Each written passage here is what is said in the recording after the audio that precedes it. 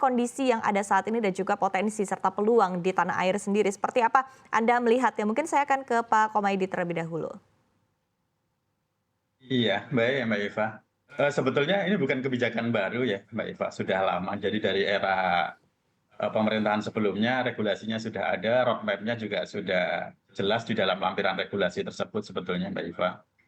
Kemudian sekarang mungkin sejalan dengan apa yang menjadi komitmen pemerintah untuk mencapai net zero emisi di tahun 2060. Ini salah satu instrumen begitu ya yang akan dipakai baik untuk sektor transportasi utamanya maupun nanti akan dikembangkan untuk sektor-sektor yang lain. Tapi dari dulu sampai sekarang problemnya masih mirip sebetulnya Mbak Eva, yaitu masalah pasokan ya. Jadi sekarang ini mungkin antara kebutuhan total dengan komitmen pasokan yang sudah tersedia Mhm. itu mungkin kisaran 5-6%, mungkin Pak Saleh nanti lebih ini data detailnya. Tapi dari data dan informasi yang kami himpun, kira-kira kemampuan kapasitas pasok di dalam negeri itu baru kisaran antara 5-6. Dan ini karena bahan bakunya juga beririsan dengan kebutuhan pangan nih Mbak, jadi ada trade off ya nanti antara bagaimana alokasi untuk kebutuhan keamanan pangan dengan untuk yang energi atau dalam hal ini adalah untuk etanol ini begitu Mbak. Karena bahan bakunya kan kemungkinan untuk yang sudah jalan dari tebu ya, tapi bisa nanti dari singkong, dari Mhm. jagung maupun dari jarak ya. Tapi untuk yang jarak sendiri kan belum cukup masif dikembangkan di kita. Di era pemerintahan Pak SBY kalau nggak salah sudah ada beberapa inisiasi untuk melakukan penanaman begitu. Tapi hasilnya sampai saat ini mungkin belum tersampaikan kepada publik secara jelas apakah sudah menghasilkan atau belum. Tapi untuk yang lainnya nih Mbak Eva, untuk yang jagung, singkong, tebu, semuanya ini beririsan dengan kebutuhan pangan. Nah nanti bagaimana mengaturnya saya kira ini yang menjadi fokus utama pemerintah ya. Oke, baik. Kira-kira itu. Baik, baik. Dari Pak Saleh sendiri seperti apa begitu ya? Tadi mungkin overview-nya begitu terkait dengan evaluasi penerapan bioetanol di dalam negeri tadi sempat disampaikan juga begitu ya oleh Pak Komaydi bahwa ini memang sebetulnya sudah lama begitu. Tapi kalau kita lihat dari persentasenya saat ini juga kan masih di 5% begitu. Seperti apa Pak Saleh? Ya, jadi sebetulnya kalau kita sependapat tadi dengan Mas Komaydi bahwa pemerintah itu sebenarnya sudah memiliki visi ya, visi untuk menuju atau mengembangkan energi terbarukan.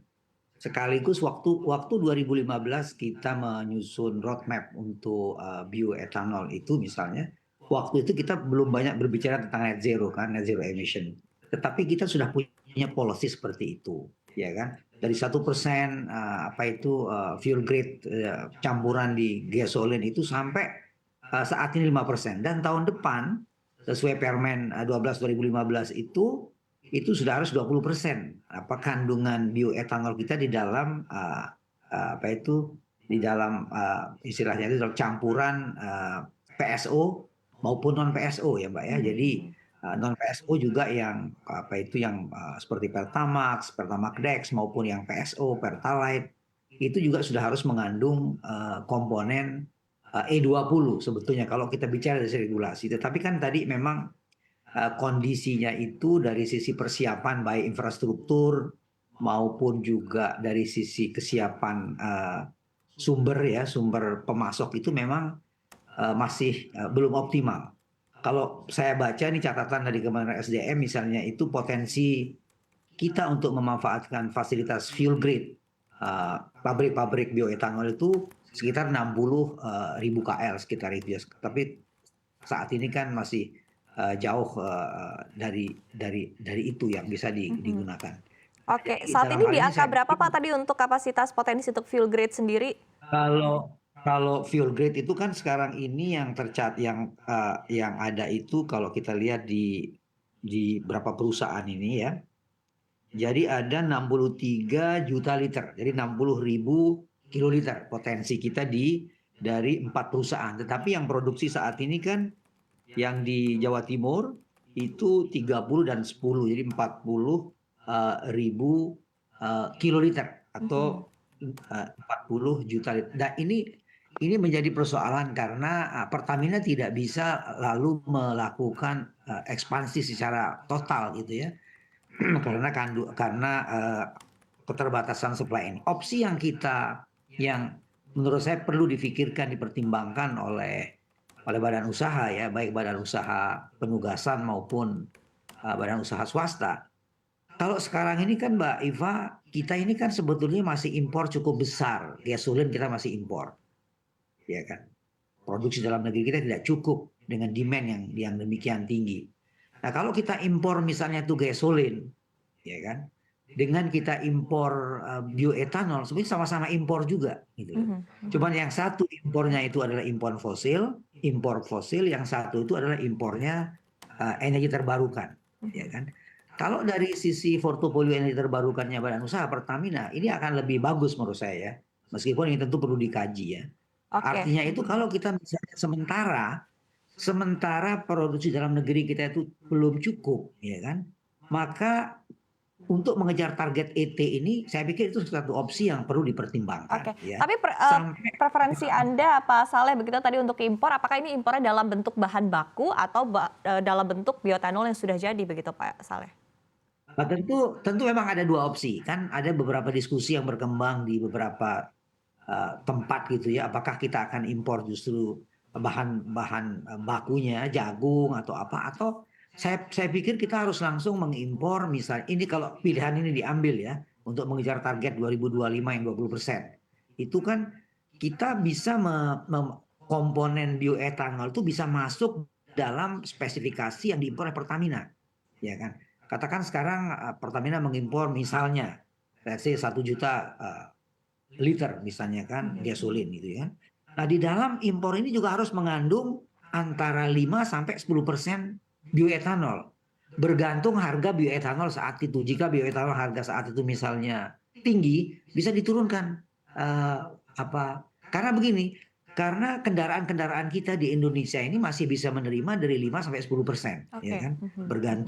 Bergantung pada masing-masing dealer, masing-masing otomotif industri ya. Oke, baik, apa yang disampaikan dengan Pak Saleh begitu ya tadi tercetus juga begitu seperti apa mungkin opsi ataupun juga kajian untuk impor. Seperti apa tanggapan Anda Pak Komaydi?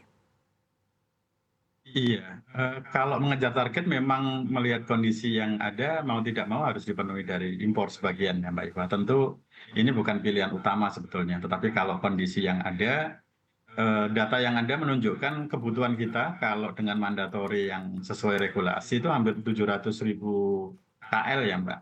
Jadi sementara kan produksinya seperti yang disampaikan oleh Pak Saleh, in total tuh kapasitasnya baru 40.000. Jadi 700 ke 40 karena itu kan mungkin hanya sekitar 5-6% kemampuannya. Dan itu juga tingkat kontinuitasnya masih dipertanyakan karena tadi seperti yang saya sampaikan di depan itu berkaitan dengan juga bersinggungan dengan kebutuhan sektor yang lain dan tidak kalah strategis begitu yaitu sektor pangan Mbak Iva. Nah ini yang saya kira akan dibalance oleh pemerintah kira-kira baiknya bagaimana begitu. Nah pilihan untuk mengimpor itu kan bukan hanya sekedar untuk memenuhi target tetapi juga menyeimbangkan antara keamanan pangan di kita begitu ya. Kalau nanti terserap ke sana pangannya bermasalah kan juga tidak baik juga begitu di dalam strategi makroekonomi secara keseluruhan. Nah, tetapi juga di dalam pelaksanaan ini ada hal-hal teknis juga yang perlu diselesaikan nih Mbak Yufa. Kalau impor ini dikenakan biaya impor tarifnya 30% kalau nggak salah. Nah ini kan pasti akan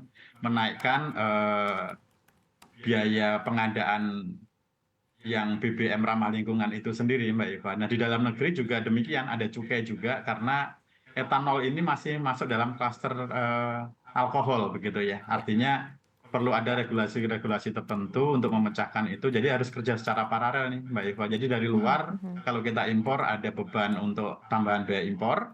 Kalau dari dalam negeri itu ada cukai karena etanol ini masih dikelompokkan dalam klaster alkohol begitu Mbak. Itu Oke. problem-problem di lapangan dari aspek fiskal saya kira harus Oke, diselesaikan.